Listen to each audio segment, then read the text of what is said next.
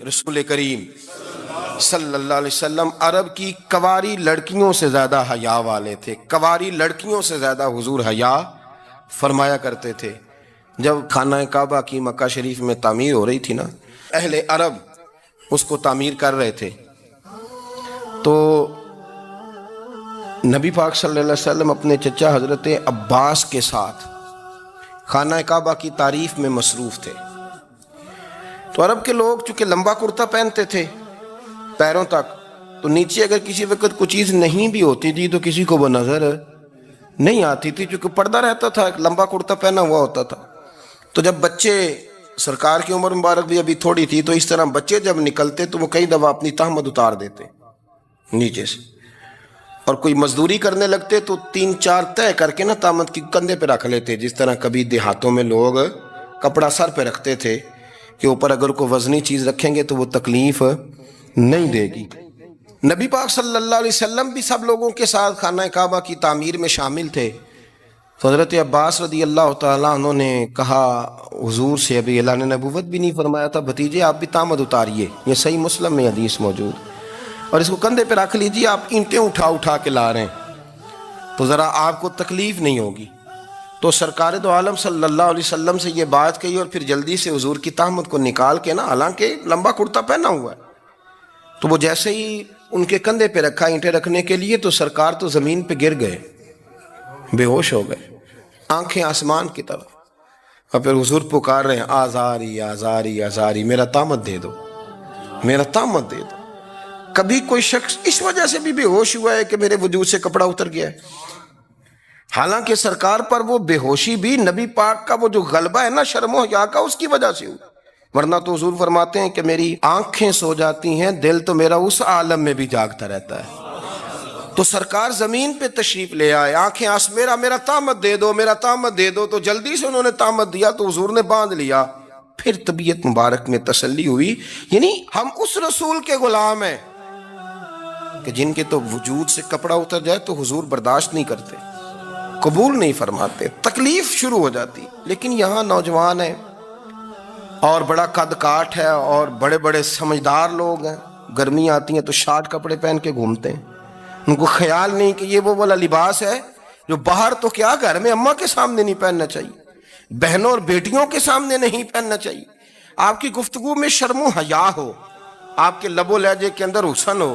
آپ کو پتہ ہے نبی پاک صلی اللہ علیہ وسلم نے فرمایا میری امت میں سب سے زیادہ حیا کرنے والے عثمان غنی ہیں. عثمان غنی سب سے زیادہ حیا کرنے والے. آپ فرمایا کرتے تھے جب سے حضور کا چہرہ دیکھا ہے میں نے کبھی اپنی شرمگاہ بھی نہیں دیکھی، میں نے آنکھوں کا وضو نہیں توڑا، اور جب سے حضور کے دست مبارک میں میں نے بیعت کے لیے سیدھا ہاتھ بڑھایا تو پھر سیدھا ہاتھ میں نے کبھی گندگی کو نہیں لگایا. حیا تھی. آپ باتھ روم کے اندر بھی غسل فرماتے تھے تو کپڑوں سمیت کرتے تھے. کسی نے کہا حضرت جی واش روم کے اندر کیوں نہیں کپڑے اتارتے؟ آپ فرمانے لگے باہر بندوں سے حیا کرتا ہوں، اندر جاتا ہوں تو رب سے حیا آنی شروع ہو جاتی، وہ تو دیکھ رہا ہے نا. تو میں جو بات آپ کی خدمت میں عرض کرنا چاہتا ہوں اس کو آپ سمجھیے گا میرے عزیز، کہ شرم والا مزاج، گفتگو بھی شرم والی، آنکھیں بھی شرم والی، لباس بھی شرم والا، دوستی یاری بھی شرم والی، بہت ساری ایسی باتیں. دیکھیں نا آپ ذرا، میں نے کہا کہ باتوں کو سن کے گزر نہ جایا کریں، اس کی گہرائی پر غور کریں. اور نبی رحمت علیہ السلام کی پہلی بات نہیں بیویوں کی آنکھوں میں آنسو پیدا کر دیے. عرب کے اندر سال کے بعد عورتوں کا ایک میلہ لگتا تھا خانہ کعبہ کے پاس، صرف عورتیں اکٹھی ہوتی تھی، میلہ لگا ہوا تھا. ایک تورات جاننے والا یہودی عالم بھی آیا ہوا تھا. وہ بیویوں کے مجمع پہ نظر ڈال کے کہنے لگا بیویوں، مرد کا کام تو کوئی نہیں عورتوں کے مجمع میں بات کرنا، لیکن میں تمہیں ایک پیغام دینے لگا ہوں. اللہ کے آخری رسول جو مکے میں پیدا ہونے والے ہیں ان کے آنے کا وقت قریب آ گیا ہے. وہ بی بی بڑی خوش نصیب ہوگی جنہیں ان کی رفاقت ملے گی. عورتوں نے جب دیکھا کہ مرد آ گیا عورتوں کے میلے میں تو انہوں نے ڈانٹا جھڑکا، کہا چل اٹھا اپنی کتابیں اور نکل جا. حضرت خدیجہ کہتی ہیں باقیوں نے ڈانٹا پر میں نے بات پلے سے باندھ لی، میں نے پلے سے باندھ لی اور میں انتظار کرنے لگی کہ اللہ کرے وہ نصیب میرے ہی ہو، اللہ کرے مقدر میرا ہی کھلے. آپ فرماتی میں تسبیح پڑھتی، درود پڑھتی، میں اس زمانے میں جو اللہ کا ذکر جس طرح ہوتا تھا وہ میں شروع کرتی، اور جب فارغ ہوتی تو میں التجا کرتی کہ اللہ میرے نصیبے کھول دے۔ کہتی ہیں آہستہ آہستہ آہستہ آہستہ میں حضور کی تعریف سننے لگی، آہستہ آہستہ تعریف سننے لگی نبی پاک۔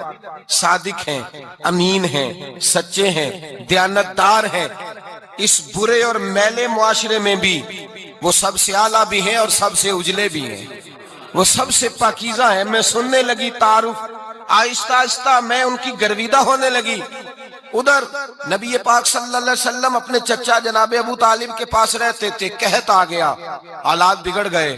حضور سید عالم صلی اللہ تعالی علیہ وسلم سے چچا کہنے لگے بیٹے اگر مال تجارت لے کے شام جاؤ تو بڑا نفع کماؤ گے، ہمیں ضرورت بھی ہے، اور اگر ہو سکے تو ختیجہ کا مال لے کے جاؤ۔ اور نبی پاک نے کہا چچا میں نہیں کہوں گا کسی سے جا کے، میں نہیں کہتا کسی سے جا کے، جو میرے نصیب میں ہوگا میرا رب خود عطا فرمائے گا، میں نہیں کہوں گا۔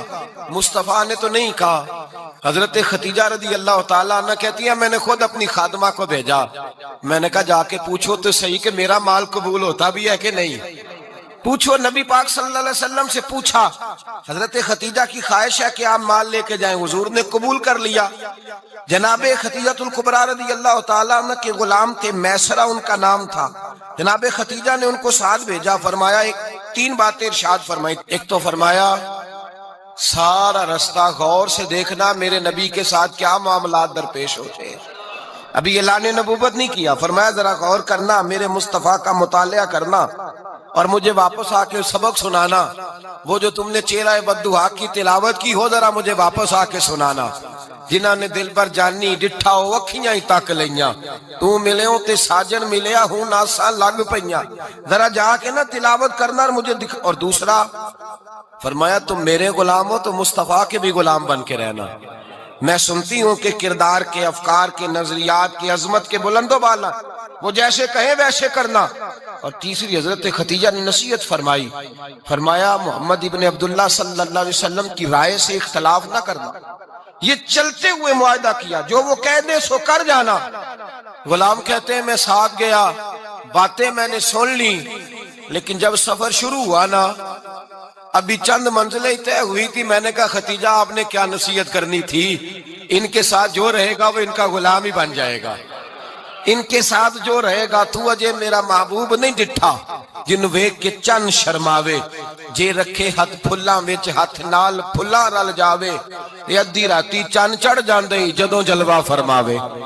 مایا جو بھی ساتھ رہتا غلام ہو جاتا۔ میسرہ کہتے میں گیا، تجارت شروع ہوئی۔ کہتے ہیں نبی پاک صلی اللہ علیہ وسلم جب منڈی میں پہنچے تو لوگ قسمیں اٹھا اٹھا کے مال بیچ رہے تھے۔ اللہ کے محبوب جب گئے نا تجارت کرنے تو ایک آدمی کہنے لگا چلو معاذ اللہ بتوں کے نام تھے لات و منات، کہنے لگا لات کی، عزا کی، منات کی قسم اٹھاؤ، تو نبی پاک فرمانے لگے ان کی قسم اٹھاؤں جن کا میں نام لینا بھی پسند نہیں کرتا۔ ابھی اعلان نبوت نہیں کیا، اور فرمایا ویسے بھی میں قسم دے کے مال نہیں بیچتا، خریدنا ہے تو خریدو، نہیں خریدنا تو نہ خریدو۔ کہتے ہیں لوگ قسمیں اٹھا اٹھا کے پیچھے جاتے تھے، پر میرے نبی جس سے رخ پھیرتے تھے وہ نبی پاک کے پیچھے ہو جاتا تھا۔ ماتے کئی گنا زیادہ نفع کمایا۔ ہم رستے میں تھے، حضور ایک درخت کے نیچے آرام کرنے لگے، ایک عیسائی راہب غار میں بیٹھا تھا، نکل کے آ گیا، مجھ سے کہنے لگا مجھے وہ جانتا تھا، میں سرا یہ کس کو ساتھ لائے، یہ کون ہے؟ میں نے کہا اہل قریش کے ایک معزز آدمی ہے۔ کہنے لگے یار جس درخت کے نیچے یہ لیٹے ہوئے ہیں یہاں عام آدمی نہیں لیٹ سکتا، یہاں وہی لیٹے گا جو اللہ کا سچا رسول ہوگا، یہاں دوسرا کو لیٹ ہی نہیں سکا، یہ رسول ہے، ان کا خیال رکھنا، خیال رکھنا۔ کاش میں اس وقت تک زندہ رہوں جب یہ نبوت کا اعلان کریں۔ میسرہ کہتے ہیں میں غلام ہو گیا، نبی پاک صلی اللہ علیہ وسلم کی ادائیں مجھے بھانے لگی۔ جب واپسی پہ نکلے تو گرمی بڑی شدید تھی، فرماتے ہیں جب دھوپ تیز ہوتی تو بادل کا سایہ آ کے حضور پہ سایہ کر دیتا، بادل کا ٹکڑا نبی پاک پہ۔ اللہ جانے کہاں بیٹھ کے لوگوں نے کتابیں پڑھی ہیں جو کہتے ہیں 40 سال کے بعد نبی بنے تھے، پتہ نہیں کہاں بیٹھ کے کتابیں پڑھی ہیں۔ ہم نے تو جو سیرت پڑھی ہے وہ بتاتی ہے کہ تیری حیات پاک کا ہر لمحہ پیغمبر لگے، ہر لمحہ پیغمبر لگے۔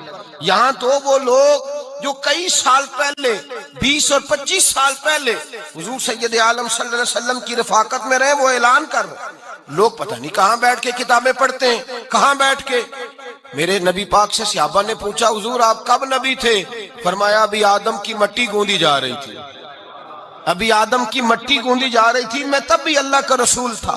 میرے بھائی نبی رحمت سید عالم صلی اللہ علیہ وسلم کے غلام حضرت خدیجہ کے غلام کہتے ہیں واپس آیا، اور پہلے بھی کئی دفعہ حضرت خدیجہ کا مال گیا تھا، بڑے نفع آئے تھے، پر جو نفع اس سال آیا وہ پہلے کبھی نہیں آیا تھا۔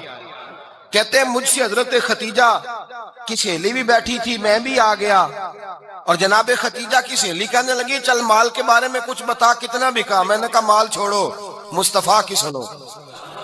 اور پھر کہتی چلو ٹھیک ہے، بادل سایہ کرتا تھا، چلو ٹھیک ہے، تم سے راہب نے پوچھا تھا یہ صحیح ہے، انہوں نے تیری سارے رستے بڑی خدمت کی، تیرا بڑا خیال رکھا، پر یہ بھی بتا تجارت کیسے ہوئی؟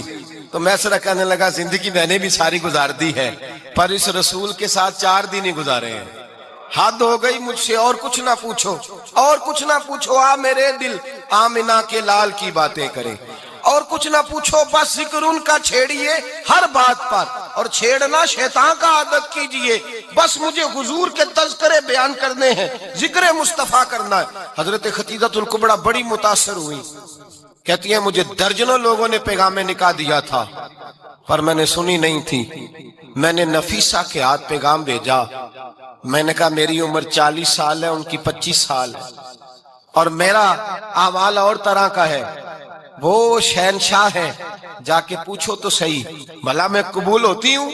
پوچھو۔ نفیسہ کہتی ہیں میں آئی تو وہ خاتون جن کے لیے لوگ بڑے بڑے قریش پیغام دیتے تھے، پیغام لے کے آئی، تو رسول پاک نے عجیب رنگ بیان کیا اپنی سیرت کا۔ جب میں پہنچی میں نے کہا خدیجہ نکاح کرنا چاہتی ہیں؟ نفیسہ کہتی ہے میرا خیال تھا کہ کوئی اور ہوتا تو کرسی سے اٹھ کھڑا ہوگا، فوراً کہے گا اچھا جلدی کرو بات کرو۔ جب میں نے آ کے کہا نا حضور خدیجہ نکاح کرنا چاہتی ہے، تو نبی پاک نے میری طرف دیکھا، فرمایا وہ کہتی ہیں کہ تم کہتی ہو؟ کہا وہ کہتی ہیں، تو حضور نے فرمایا ٹھہر جاؤ، میں اپنے چچا سے پوچھ کے بتاؤں گا، میں مشورہ کروں گا، میں پوچھ کے بتاؤں گا۔ آج بچوں کو کچھ سبق بڑے یاد ہیں، کہتے ہیں پسند کی شادی کرنا حضرت صاحب ناجائز ہے، پسند کی شادی کرنا کوئی ناجائز ہے؟ اور میں نے کہا بھائی صرف ایک ہی جائز چیز رہ گئی، اور کوئی شے جائز نہیں، یہ ایک ہی جائز چیز ہے جس کا فتویٰ سارے نوجوان پوچھتے پھرتے ہیں، سارے رانجے بنے پھرتے ہیں، مجنوں بنے پھرتے ہیں، سارے مئی وال ہو گئے، اللہ پاک کو ہدایت کی توفیق عطا فرمائے، سارے اس بری لت کا شکار ہو گئے۔ او بھائی نبی پاک سوائے خدا کے کسی کے پابند نہیں، لیکن میرے مصطفیٰ نے اپنی امت کو یہ درس دیا ہے کہ جو بڑوں کے شفقت کے سائے میں چلتا ہے اللہ اس کی مدد فرمایا کرتا ہے۔ تجھے کیا پتا تیرا اچھا بھلا کس بات میں؟ کہا نکاح کرنا چاہتی ہوں، فرمایا چچا سے پوچھ کے بتاؤں گا۔ خدیجہ رضی اللہ تعالیٰ عنہ کہتی ہیں انہوں نے پوچھا، جناب ابو طالب کہنے لگے یہ تو خوش قسمتی ہے کہ ہمیں ایسی بہو مل جائے جس کے کردار میں، افکار میں، نظریات میں اتنی نفاست۔ مصطفیٰ کریم کے ساتھ نکاح ہوا، قربان جائیں، حضرت خدیجہ الکبریٰ کی شادی ہوئی تو بھائی بڑا مشکل ہوتا ہے، بڑا مشکل ہوتا ہے اپنے آپ کو ڈھالنا، لیکن جناب خدیجہ کی زندگی اٹھا کے دیکھو، میں یہ نہیں کہہ سکتا وہ کروڑ پتی تھی، ارب خرب کی میں بات ہی نہیں کر سکتا، اور 20 نوکرانیاں تھیں ان کے پاس، درجنوں ان کے پاس غلام تھے، لیکن جب رسول اللہ کے دروازہ نور پہ آئی ہیں، انہوں نے میرے نبی کے گھر میں جھاڑو بھی دیا ہے، انہوں نے حضور کے کپڑے بھی دھوئے ہیں، انہوں نے رسول اللہ کے لیے اپنے ہاتھوں سے کھانا بنایا، انہوں نے دیکھا کہ نبی پاک صلی اللہ علیہ وسلم کو دولتوں سے، تجارتوں سے، سرمایہ سے پیار نہیں، جتنی دولت تھی شام کو لا کے قدموں میں رکھ دی، کہا محبوبہ جب میں تیری ہوں تو میری ہر شے ہی آپ کی ہے۔ چند دنوں میں حضور نے ساری چیزیں دے دی اللہ کے رستے میں، ہر چیز نبی پاک نے دے دی۔ حضرت خدیجہ الکبریٰ کا حال یہ تھا کہ ایک جوڑا رہ گیا، کئی جگہ سے پیوند لگے ہوئے، میں گڈی ہاتھ ڈور سجن دے او جنج رکھے اونج رہنا، واجب نہیں جے وچ شریعت مندہ قسم نو کہنا، بس ٹھیک ہے جس حال میں محبوب راضی ہیں، کہا ہر چیز قدموں میں رکھ دی، اور حضور کے ہر رشتے کا خیال کیا، نبی پاک کی ہر خواہش کا۔ عورتیں بالخصوص میری بات پہ توجہ کریں جو عرض کرنے لگا ہوں، آگ لگی ہوئی ہے گھروں میں، فساد ہے، لڑائی ہے، جھگڑا ہے، دنگا ہے، یہ تیرا رشتہ دار وہ میرا رشتہ دار، جب تیرے آتے ہیں تو روٹیاں جلدی پکتی ہیں، جب میرے آتے ہیں تو بیماریاں بڑی ہوتی ہیں، تیرے میرے کا جھگڑا۔ آؤ میرے مصطفیٰ کریم سید عالم کا بھی حال دیکھو، حضرت حلیمہ سعدیہ ملنے آئی، شادی کو کچھ دن گزرے تو حلیمہ سعدیہ ملنے آئی۔ حضرت حلیمہ سعدیہ سگی اماں نہیں، رضائی اماں ہے، یہاں تو سگی اماں برداشت نہیں ہوتی، سگی اماں، اور وہ بہو سوچتی نہیں بات کرتے ہوئے، سوچتی نہیں، وہ سوچتی نہیں کہ کس کے بارے میں بات کر رہی ہے، اسے پتہ ہی نہیں کہ تجھے تو پلا پلایا یہ ملا ہے نا، کبھی اس کی اماں سے پوچھ اس نے کتنی تکلیفیں برداشت کی ہیں، اس سے پوچھ کس دقت میں کس آزمائش میں اس بچے کو پروان چڑھایا ہے۔ تو آج مالک بنی ہے تو تو رنگ ہی بدل گئی ہے، اور بچہ بھی بیوی کے ساتھ مل کر کے اماں کی غیبت کرتا ہے، سوچتا ہی نہیں کہ بات کس کی ہو رہی ہے، اسے خیال ہی نہیں آتا۔ حضرت حلیمہ سعدیہ رضائی ماں ہیں، جب تشریف لائیں تو مصطفیٰ کریم نے فرمایا ختیجہ یہ میری اماں ہے۔ جناب حلیمہ سعدیہ کہتی ہیں میں گھر میں رہی، میری خدمت کی، مجھے کھانا پکا کے دیا، بستر بچھا کے دیا، کپڑے لے کے دیے، اور جب میں جانے لگی تو کہنے لگی آپ میرے مصطفیٰ کی اماں ہیں، پہلی دفعہ آئی ہیں، تھوڑا سا تحفہ نہ دے دوں؟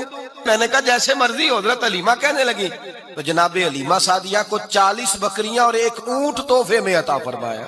اور یہ جو بی بی آ کے مالی بنی ہے نا آج، جس درخت کی چھاؤں میں تو بیٹھی ہوئی ہے نا، اگر تو سمجھے تو اصل احسان اس ماں کا ہے جس نے یہ پروان چڑھا کے تجھے دیا ہے، اصل نیکی اس اماں کی ہے جس نے تیرے سر پہ یہ سرتاج رکھا ہے، اور تو اس ماں کو ہی بھول گئی ہے۔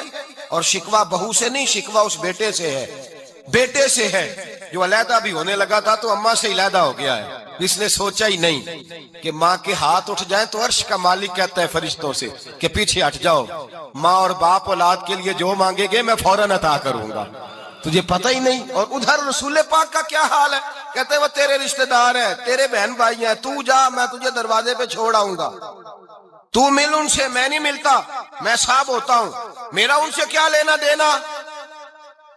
حضرت ختیجہ کے بھائی نہیں تھے، نبی پاک صلی اللہ علیہ وسلم کے سسر حیات نہیں تھے، 2 بیٹے تھے حضرت ختیجہ کے، اور وہ دونوں بیٹے پچھلے خامن سے تھے۔ ذرا عقل کی کسوٹی پر تولیے گا کہ کسی بی بی کے بیٹے ہوں اور پچھلے خامن سے ہوں، اس آدمی کا رویہ کس طرح کا ہوتا ہے، لیکن میرے رسول پاک کا رویہ اس طرح کا تھا۔ میں آپ کو سیرت کی کتابوں سے امام حلبی نے، کستلانی نے، صاحب فتح الباری نے لکھا ہے، رسول کائنات سید عالم صلی اللہ علیہ وسلم سوئے ہوتے تھے، اور جاگو اور سنو، اللہ کرے حضرت ختیجہ کا میرے نبی سے رشتہ اور میرے نبی کا حضرت ختیجہ کا رشتہ ہماری سمجھ میں آ گیا تو سمجھ لو ہمارے گھر جنت بن جائیں گے، روشنی پھیل جائے گی، سمجھو اور سیکھو۔ حضرت عائشہ صدیقہ فرماتی ہیں نبی پاک سو جاتے تھے نا دوپہر کو تو کہتی تھی مولا علی سے لے کر ابو بکر صدیق تک کسی کی طاقت نہیں ہوتی تھی حضور کو آ کے بیدار کرے، سوء ادب سمجھا جاتا تھا۔ اور میں ایک جملہ آگے بڑھا کے کہوں گا، میں کہوں گا اماں جی آپ تو مولا علی سے لے کر ابو بکر صدیق تک فرماتی ہے نا، ہمارا تو عقیدہ یہ ہے کہ مصطفیٰ سو جائے تو جبریل بھی نہیں جگا سکتے، وہ بھی نہیں آ سکتے، وہ بھی ہاتھ باندھے کھڑے ہیں کہ مولا کیسے جگاؤں، حضرت جبریل بھی نہیں جگا سکتے، لیکن حضرت عائشہ صدیقہ فرماتی ہیں میں تھی مدینے میں، گیا حضرت ختیجہ کے وصال، میں مدینے میں حضور کے گھر میں تھی، نبی پاک میرے گھر میں موجود تھے اور سید عالم سوئے ہوئے تھے، حضرت ختیجہ کے پچھلے خامن کے بیٹے جناب حالہ آ گئے اور وہ مسجد میں آ کے بولے، مسجد میں توجہ کرنا، مسجد میں بولے، انہوں نے مسجد میں آ کے پوچھا کہ نبی پاک کہاں ہے، مسجد میں۔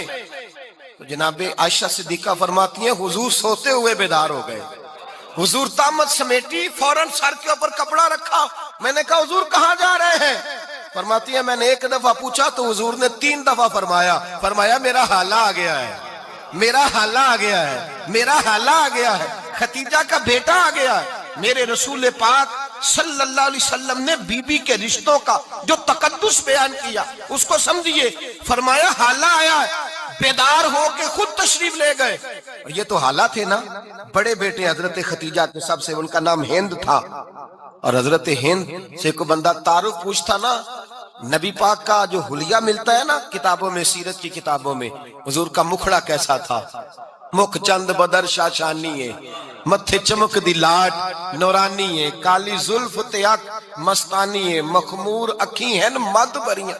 یہ جو حضور کا حلیہ ملتا ہے نا، یہ حضرت ہند کا بیان کیا ہوا ہے.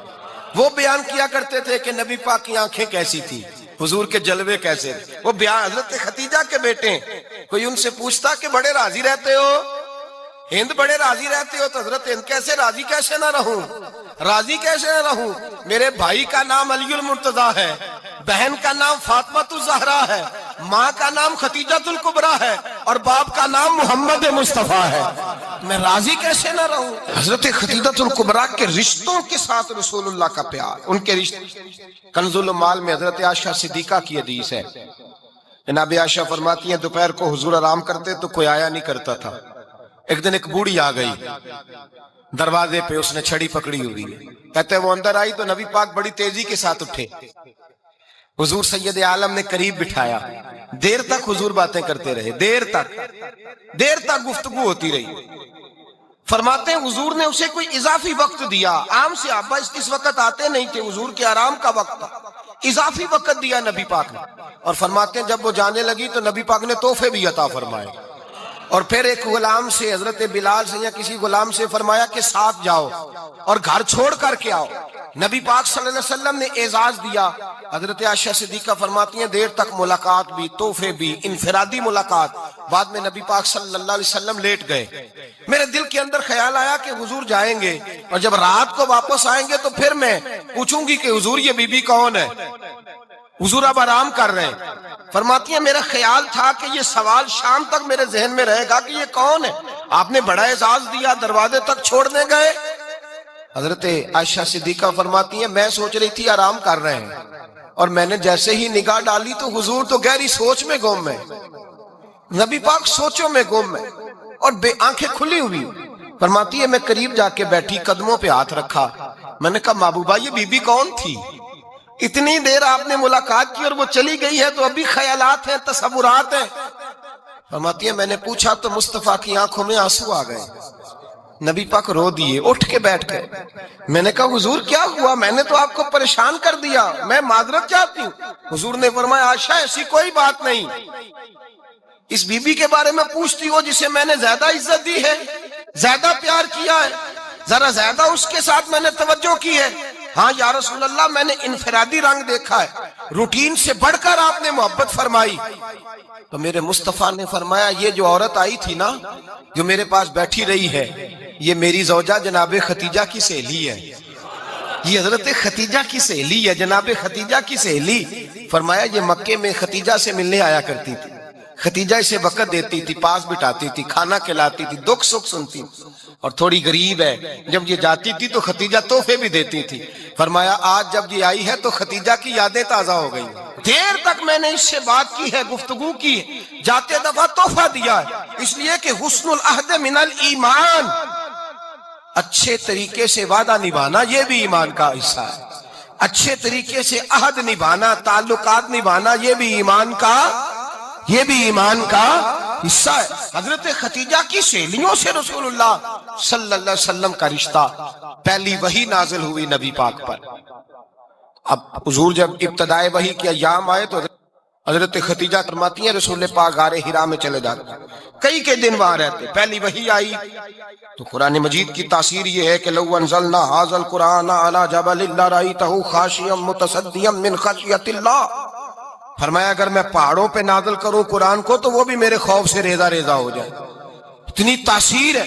جب حضور کے قلب اطہر پر آیا تو نبی پاک کانپتے ہوئے گھر آئے. زملونی زملونی، مجھے چادر اڑاؤ چادر اڑاؤ. حضرت خدیجہ نے چادر دی، بیٹھ گئے. کہا خدیجہ آج کوئی آنے والا آیا ہے. اقرأ بسم ربک الذی خلق، یہ آیات اس نے مجھے دی ہیں اور میں بڑے خوف کے عالم میں ہوں.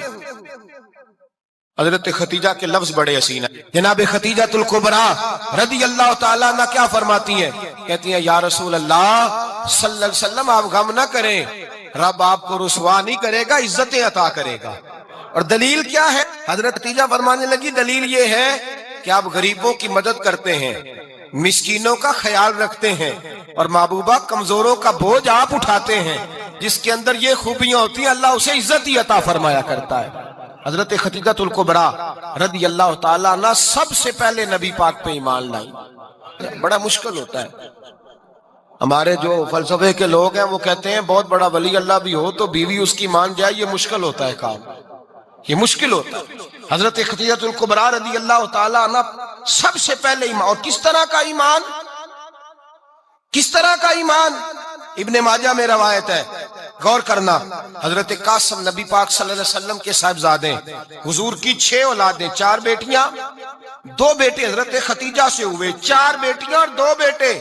دھوکہ دیتے ہیں بعض لوگ، کہتے ہیں حضرت خدیجہ کی ایک ہی بیٹی تھی۔ حضرت قاسم حضور کے بیٹے تھے، وہ وصال کر گئے۔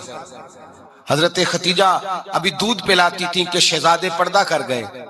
ایک دن گھر میں بیٹھی ہوئی تھی تو کہنے لگی یا رسول اللہ صلی اللہ علیہ وسلم، میرے بیٹے قاسم کے حصے کا دودھ میرے وجود میں بھر آیا ہے، کاش میرا رب اتنا موقع دیتا کہ میرا بیٹا مدت رضاعت ہی پوری کر لیتا، وہ دودھ پی لیتا۔ نبی پاک نے فرمایا خدیجہ تو غم نہ کر، اللہ تبارک و تعالیٰ نے تیرے بیٹے کی مدت رضاعت جنت میں پوری کر دی ہے، جنت میں پوری کر دی ہے۔ اور نبی پاک نے اپنا اختیار بیان فرمایا ابن ماجہ میں، رسول پاک نے فرمایا اگر تو کہے تو میں یہاں بیٹھے بیٹھے تجھے تیرے بیٹے کی آواز سناؤں، عرض کروں رب کی بارگاہ میں ابھی تجھے سناؤں تیرے بیٹے کی بات، ابھی وہ جنت میں بولے۔ لطف نہیں آیا آپ کو اس بات کا؟ میں ابھی سناؤں تجھے بات، سیاستہ کی روایت، ابھی سناؤں تیرا بیٹا بولے گا جنت میں، آواز یہاں مکے میں آئے گی، سناؤں؟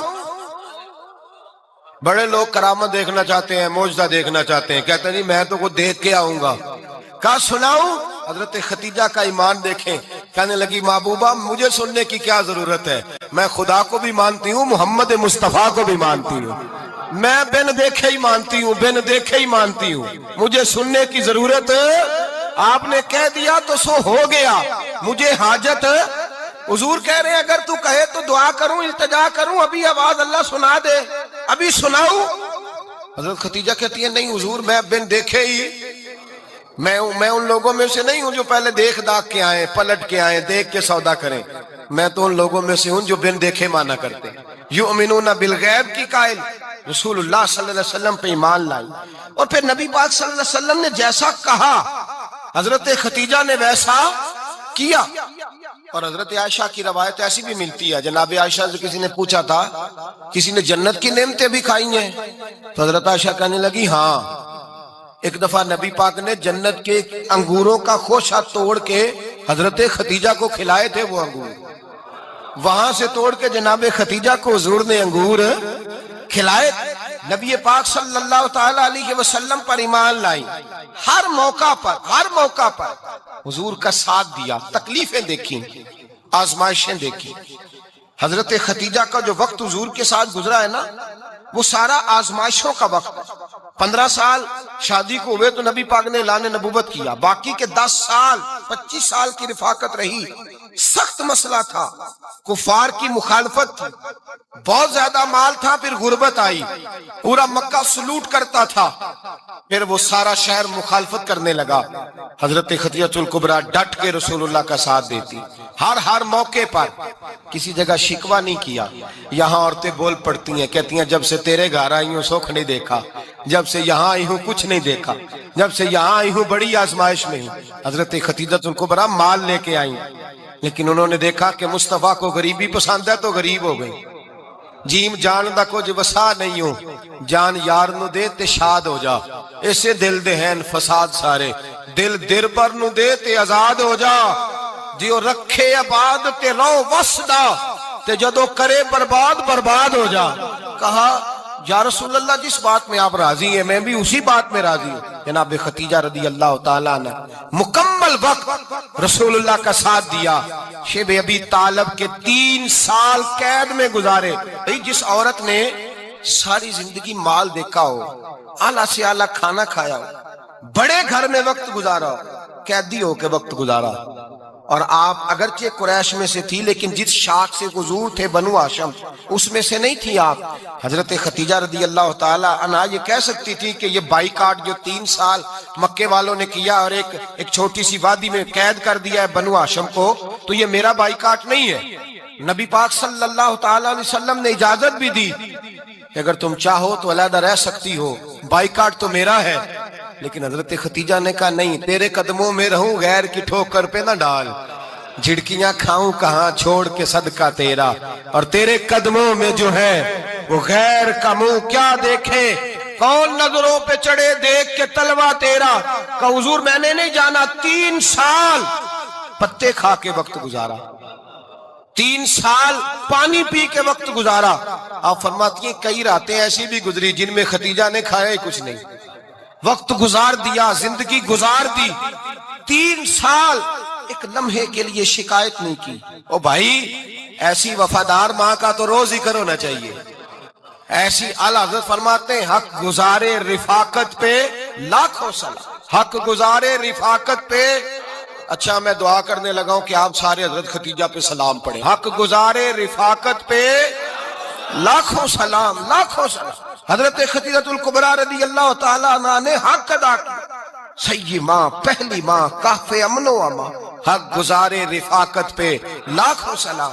حضرت خدیجہ الکبریٰ رضی اللہ تعالیٰ حق ادا کیا۔ 3 سال کا وقت سوشل بائیکاٹ کا وقت تھا، سوشل بائیکاٹ۔ لیکن حضرت خدیجہ الکبریٰ نے حضور کے ساتھ ٹائم گزارا، بائیکاٹ ختم ہوا، آسانی کا وقت آیا تو خدیجہ بیمار ہو گئی۔ ام المومنین سیدنا خدیجہ رضی اللہ تعالیٰ عنہ علیل ہوئی، علالت شدید ہوئی تو نبی پاک آ کے سرانے بیٹھے۔ قربان جاؤں، آج لوگ اتنی نوکری نہیں کرتے جتنا احسان جتلاتے ہیں۔ کہتے ہیں وہ فلاں مولوی صاحب کو روٹی میں دیا کرتا تھا، وہ فلاں آدمی کے ساتھ اس کو تو آگے پہنچایا ہی میں نے۔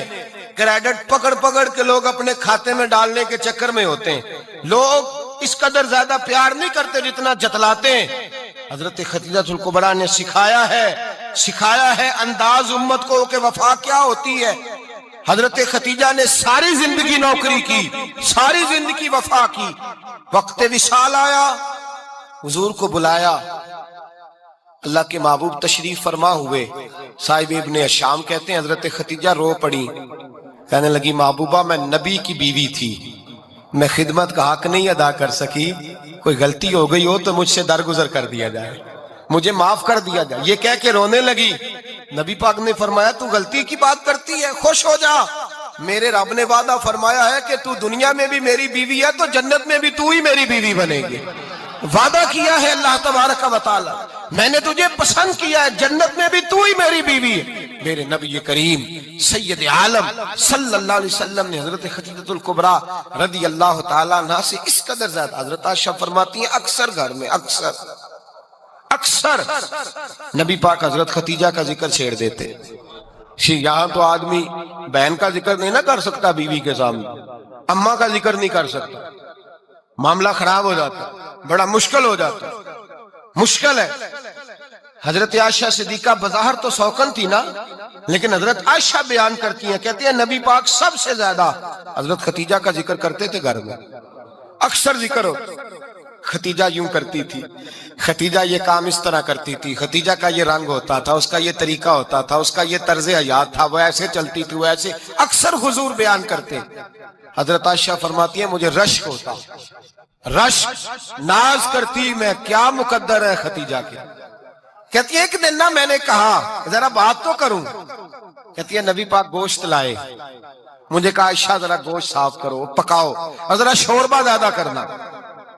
کہتی ہے میں نے وہ گوشت لیا، صاف کرنے لگی، میں نے کہا حضور شوربہ کیوں زیادہ کرنا ہے، مہمان آنے والے ہیں، کچھ لوگوں کو آنا ہے۔ تو نبی پاک نے فرمایا نہیں، آنا تو کسی نے نہیں، مجھے پتا چلا مدینے میں خدیجہ کی کچھ سہیلیاں آئی ہیں، میرا دل کرتا ہے کچھ سالن بطور تحفہ ان کو بھی بھیج دوں، تو ذرا زیادہ پکانا، خدیجہ کی سہیلیوں کو میں نے سالن بھیجنا ہے، تحفہ دینا ہے۔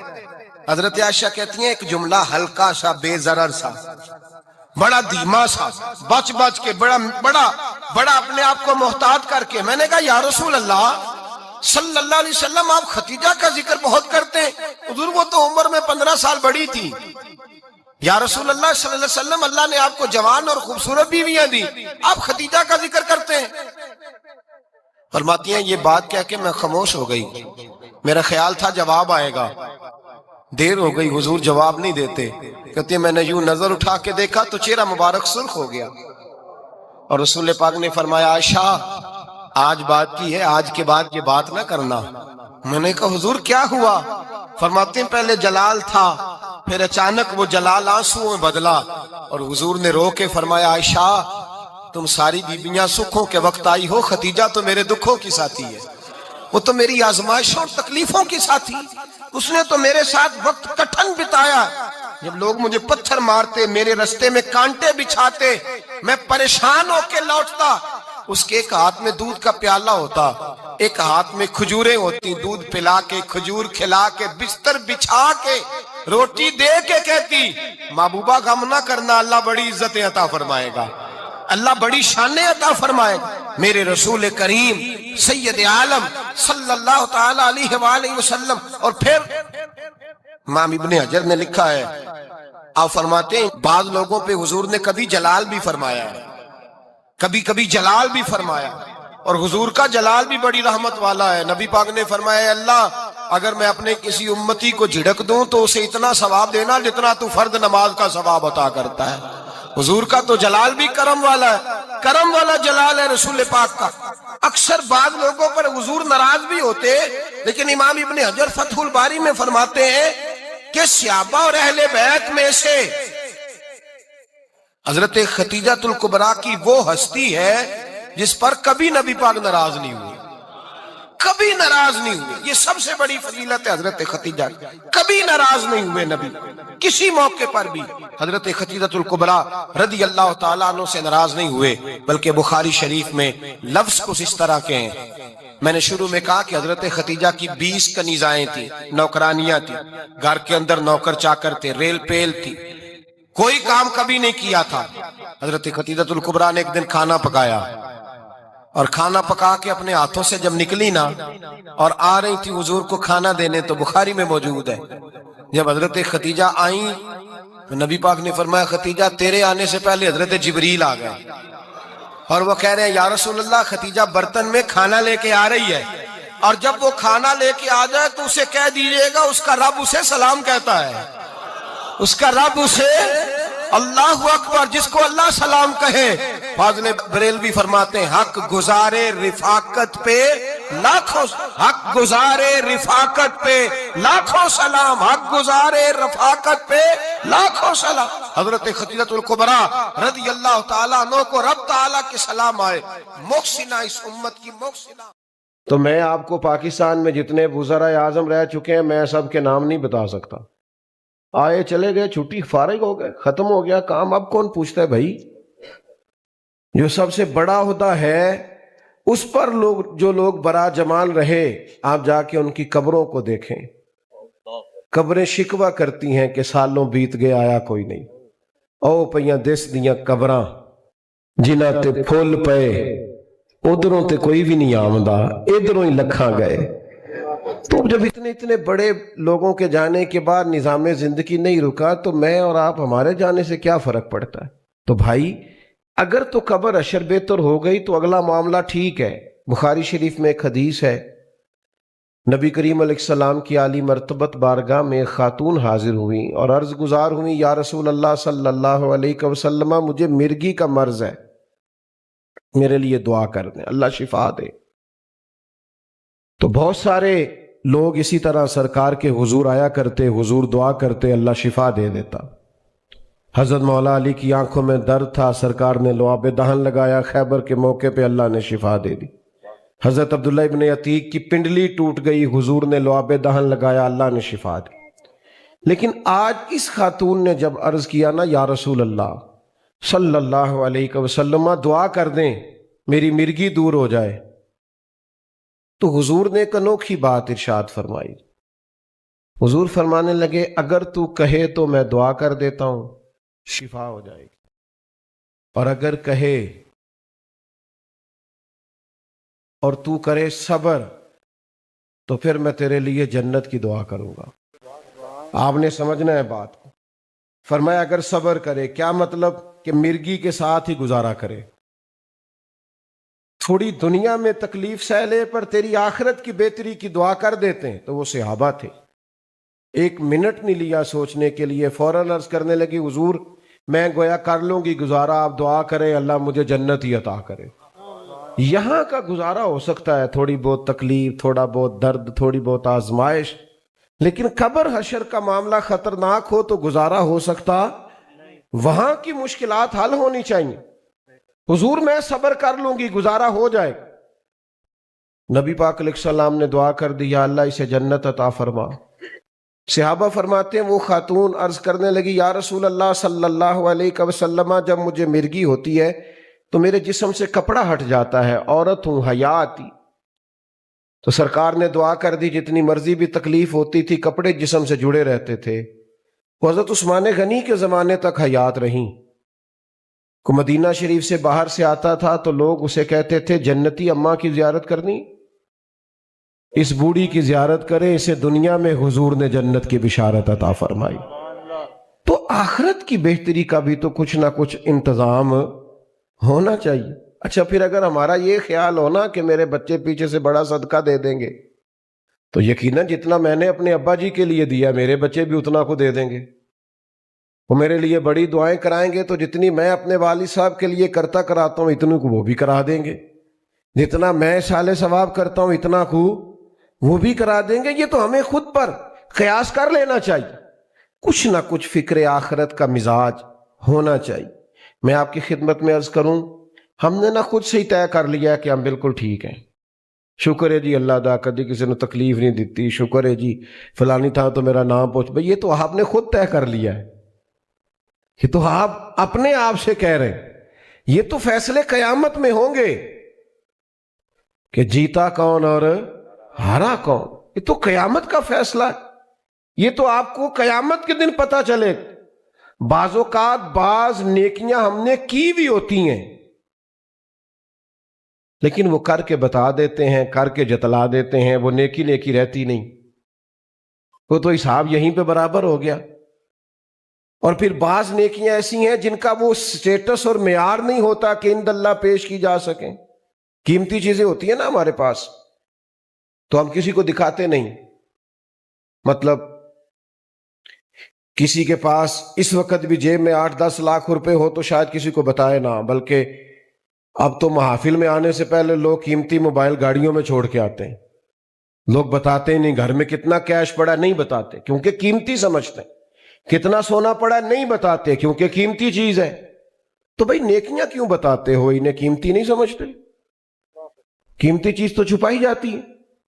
اپنی آخرت کے لیے کچھ چھپا کے رکھنا کہ مشکل وقت آیا تو میرے کام آئے گا، یہ بڑا ضروری ہے۔ کچھ نیکیوں کا کسی کو پتہ نہیں ہونا چاہیے۔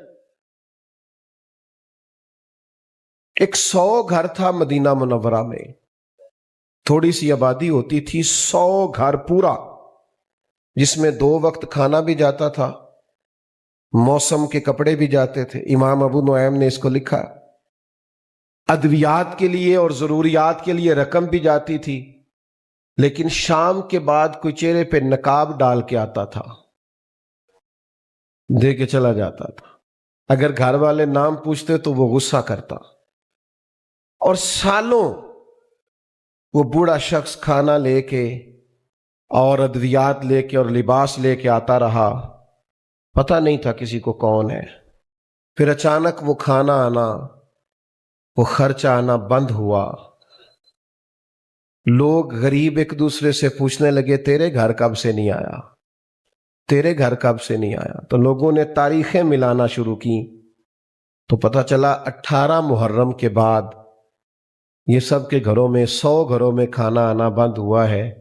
اب جب تحقیق کرنے لگے تو پتہ چلا کہ 18 محرم کو تو امام زین العابدین کا انتقال ہوا۔ امام حسین کے کربلا میں تنہا بچ جانے والے شہزادے رات کو اپنے کندھوں پر راشن کی بوریاں رکھ کے کندھوں پر غربا کے گھروں میں پہنچاتے تھے، اور جب غسل دیا جا رہا تھا تو پشت پر نشان تھے بوجھ اٹھانے کے۔ تو لوگوں نے آپ کے بیٹے سے کہا یہ کیا ہے؟ کہنے لگے میرا بوڑھا باپ کندھوں پہ تھیلے اٹھا کے غربا کے گھروں میں پہنچانے جاتا تھا۔ تو کہا آپ جوان تھے تو آپ کیوں نہیں جاتے تھے؟ کہا 100 دفعہ منت کی کہ مجھے بتا دیں میں دے آتا ہوں، تو کہتے تھے اس غریب کا پردہ نہیں کھولنا، اور ساتھ فرماتے تھے یہ میرا اور میرے اللہ کا راز ہے، یہ تے اکھاں جدوں میٹیاں تے زمانہ مینوں روے گا، اپنا تے اپنا بیگانہ مینوں روے گا، جدوں نہ میں دسیا میں خاراں نوں میں خانے وچ، پھر جام ٹوٹ جان گے تے میں خانہ مینوں روے گا، کئی لک لک رون گے تے کئی بک بک رون گے، گلیاں دا یانا تے سیانا مینوں روے گا۔ تو کچھ اپنے لیے جمع تو کیا جائے، کچھ اختیار تو کیا جائے، ہر چیز بتا یہاں بہت سارے کام لوگ اولاد کو بتا کے نہیں کرتے، ذاتی ہوتے ہیں، یہ میں نے دوستوں کے لیے رکھا ہے، تو بھائی کچھ کام اللہ کے لیے بھی رکھ لو جو کسی کو نہ بتاؤ۔ حضرت عمر بن عبدالعزیز بادشاہ تھے، 7 بس میں بات کو سمیٹنے لگا ہوں، بادشاہ بھی تھے اور درویش بھی تھے۔ تو صبح جو کام کرنا ہوتا تھا نا اس کی لسٹ بنا لیتے تھے۔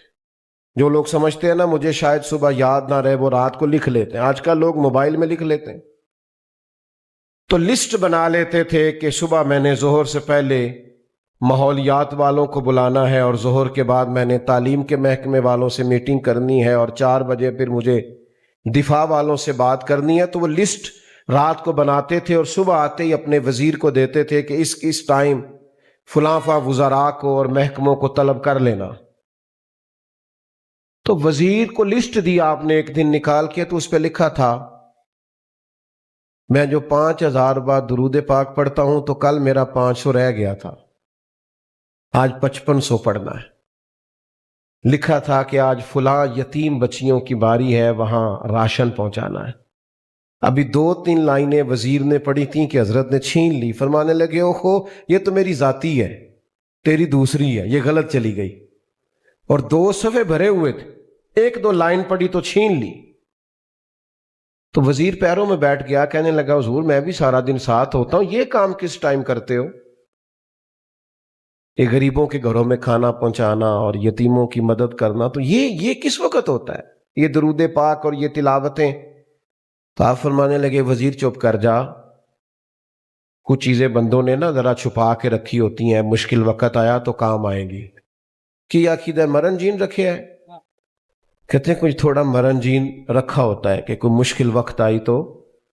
فرمانے لگے یہ بھی میں نے کچھ نیکیاں چھپا کے رکھ لی ہیں، قیامت آئی تو مشکل قیامت میں آئی تو ہو سکتا ہے میرے کام آ جائے، میں نے چھپا لی ہیں، یہ میرا اور میرے اللہ کا راز ہے، یہ میں کسی کو بتا سکتا۔ میرا رب فرماتا ہے یوم نحشر المتقین الی الرحمن وفدا، فرمایا جب متقی لوگوں کی قبریں کھلیں گی نا قیامت میں، نیک لوگوں کی، تو وہ رب کی بارگاہ میں پہنچائے تو جائیں گے پر مہمان بنا کر بٹھائے جائیں گے۔ اللہ کے مہمان ہوں گے جو متقی ہوں گے۔ تھوڑا سا نا وقت اپنے آپ کو دیں۔ الحمدللہ سیاسی سماجی فلاحی کام خوب کریں، پر کچھ چیزیں رکھ لیں مشکل وقت کے لیے، آخرت کے لیے، قبر و حشر کے لیے۔ کچھ معاملات کو سمیٹ لیں، بالکل اچانک سے وقت آ جاتا ہے، کچھ سمیٹنے کا موقع ہی نہیں ملتا، اور پچھتاوے ہیں کہ جان ہی نہیں چھوڑتے۔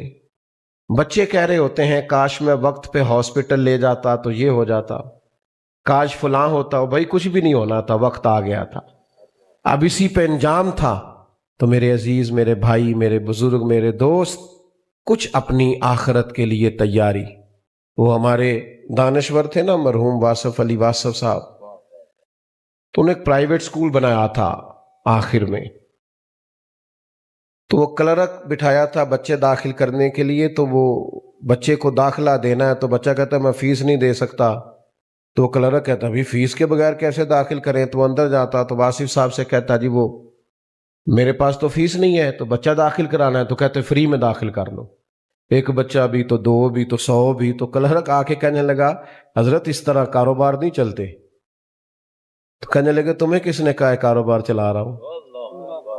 تو کہا پھر کیا کر رہے ہو؟ کہنے لگے جنازے کے بندے پکے کر رہا ہوں، کوئی ادھار کے بندے نہ لینے پڑے، کوئی رو کے آئے کہ میرے ساتھ نیکی کی تھی، دعا کرانی نہ پڑے، دعا نکل جائے کہ یار اس نے میرے ساتھ فلاں وقت، میں تو جنازے کے بندے پکے کر رہا ہوں کہ ادھار کے کندھے نہ لینے پڑیں، لوگ دوڑ کے شامل ہونا پسند کریں.